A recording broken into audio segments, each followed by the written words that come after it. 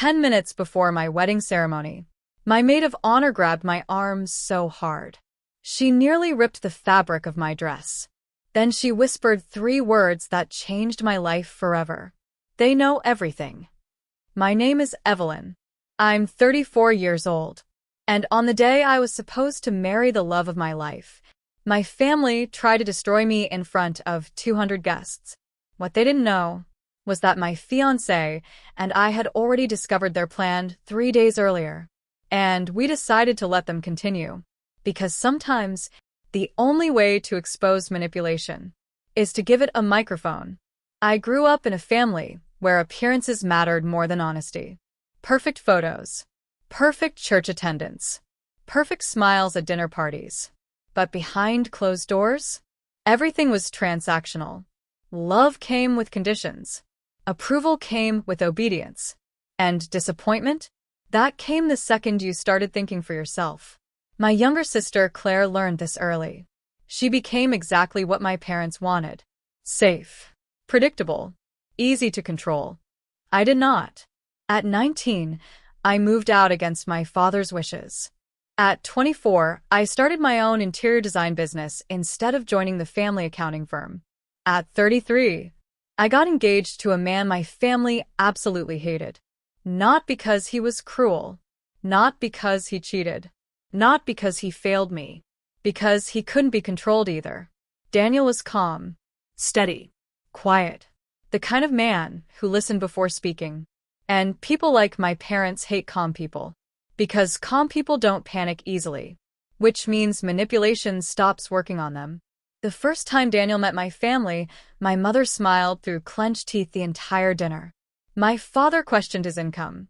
My sister mocked his apartment. My aunt asked if he planned on upgrading his wardrobe eventually. Daniel remained polite through all of it. After dinner, while driving home, I apologized repeatedly. But he just squeezed my hand gently and said, "Your family confuses cruelty with honesty." That sentence stayed with me for years, because it was true. My parents believed being blunt excused emotional abuse.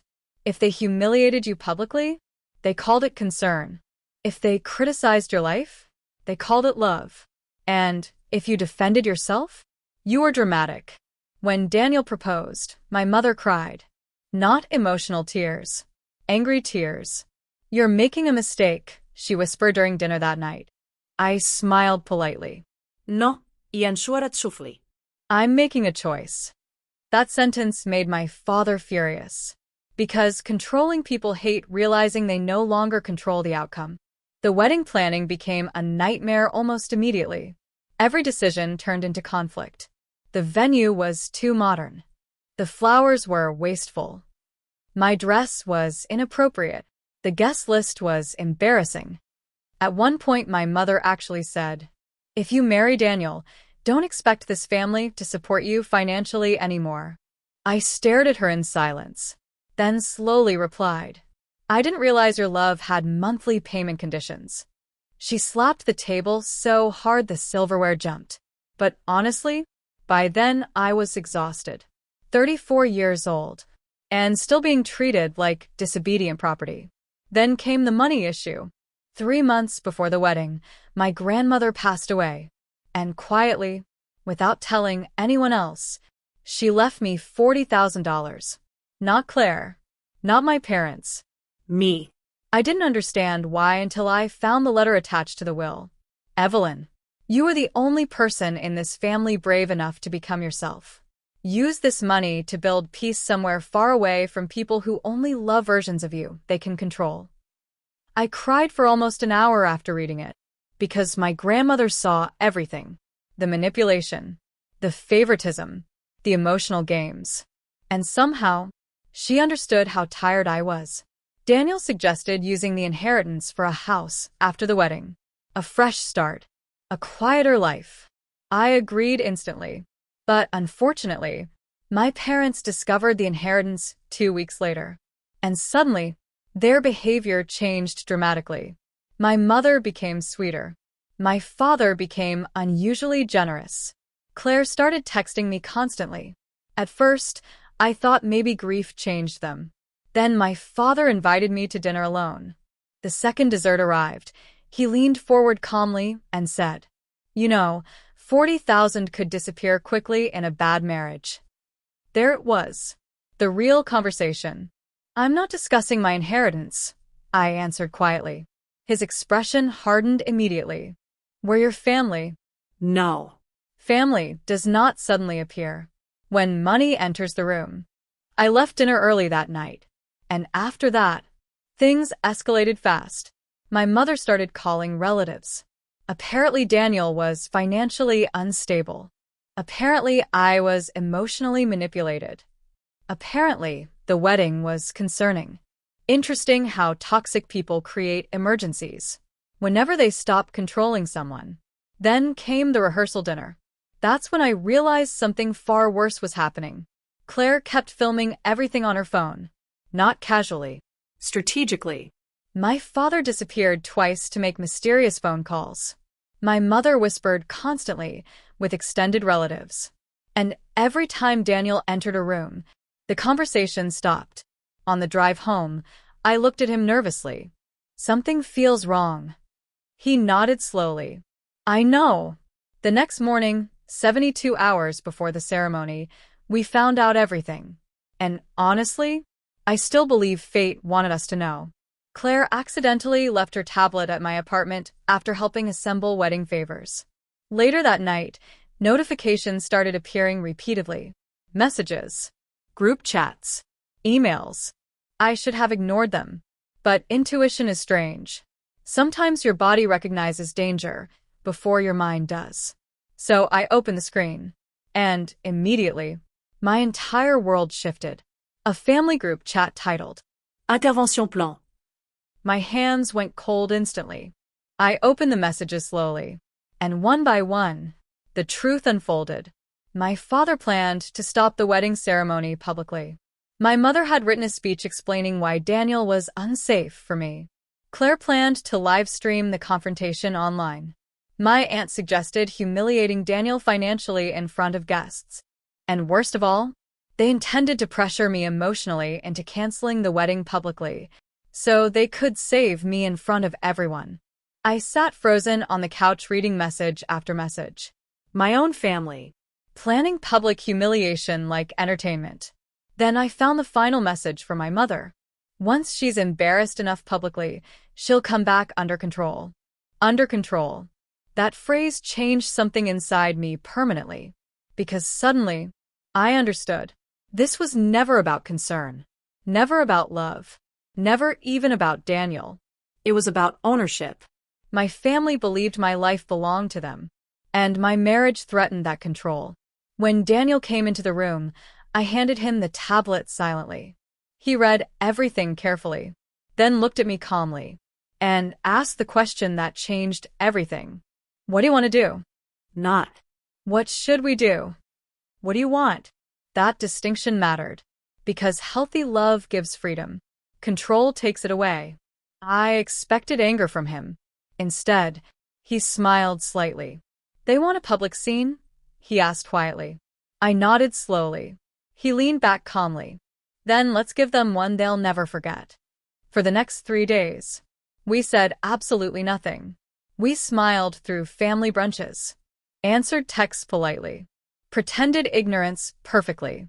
Meanwhile, Daniel and I prepared carefully, quietly, Strategically. By the wedding morning, everything was already in place.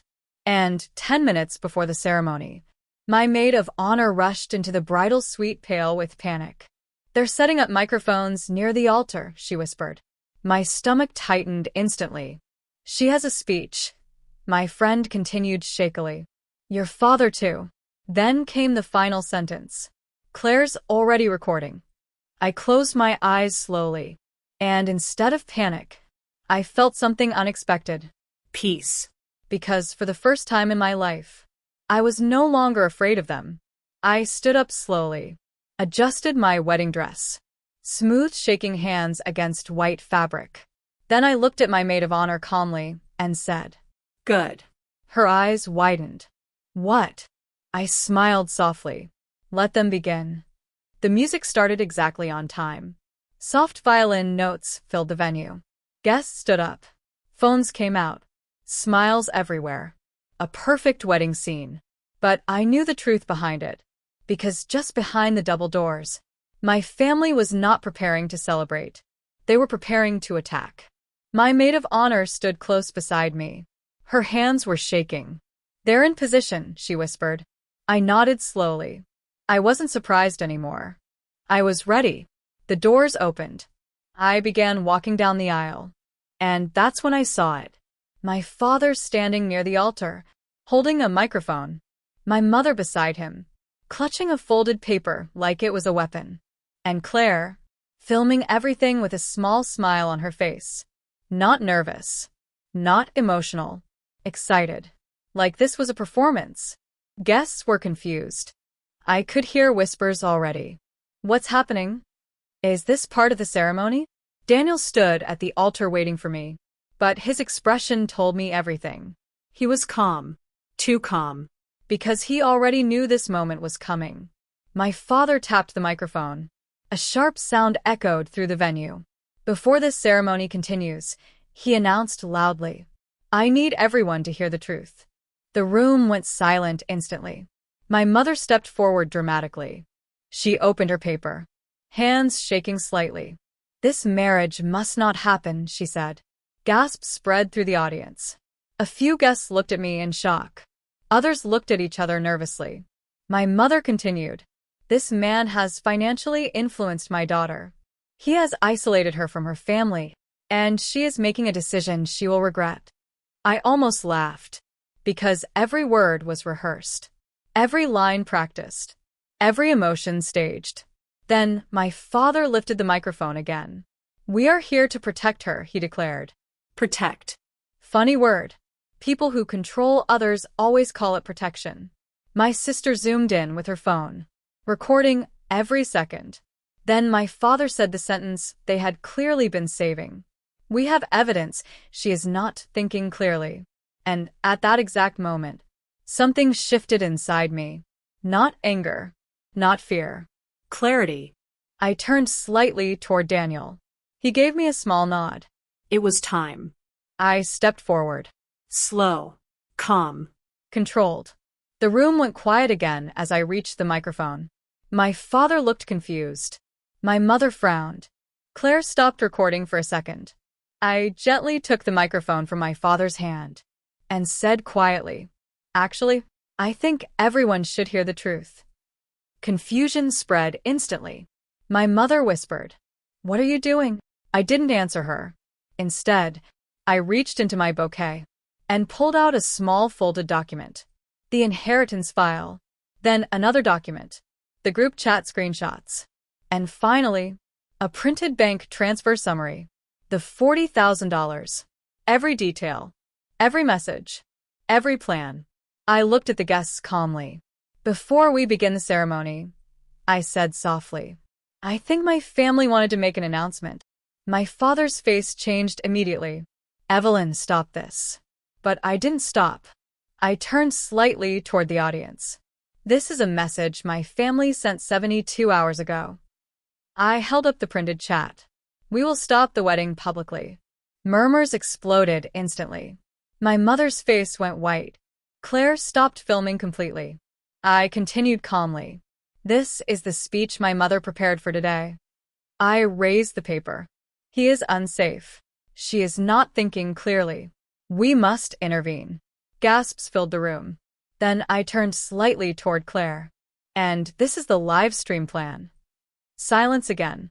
The kind of silence that presses against your ears. My father tried to interrupt. "This is private." But I raised my hand. And he stopped. Because something in my voice had changed. Not louder. Stronger.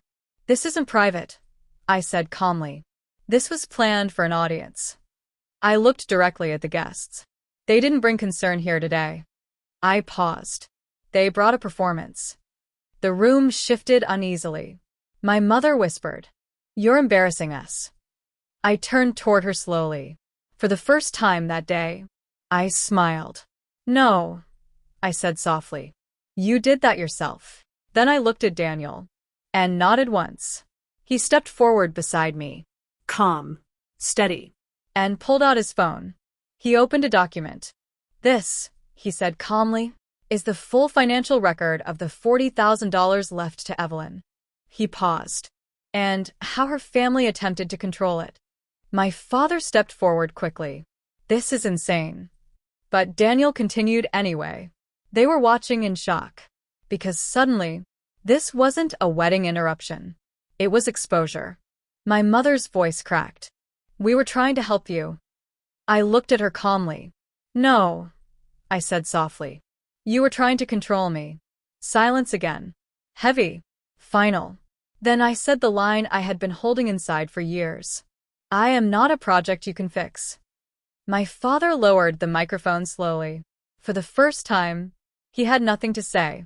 Claire stopped recording completely. Her phone lowered slowly. Because even she understood now. This wasn't a story she could control anymore. I turned toward the guests and spoke clearly. I'm sorry this happened at my wedding. A pause. But I'm not sorry for stopping it. I looked at Daniel, then smiled. Because I'm still getting married today. Applause didn't start immediately. It began slowly. One clap, then another, then the entire room. Not for drama, not for spectacle, but for truth. My family stood frozen near the altar. Exposed. Silent. No speech. No intervention. No control left. Just consequences. And for the first time in my life, I felt completely free. Daniel reached for my hand and whispered softly, You okay? I smiled. Yes. The ceremony continued. Not interrupted. Not controlled. Just real. Later that evening, after everything ended, guests still talked about what happened. But I wasn't focused on that. Because standing beside Daniel under warm lights, I finally understood something important. Family is not who tries to control your life. Family is who stands beside you when others try. And as the night ended, I realized I had finally chosen the right one. Myself.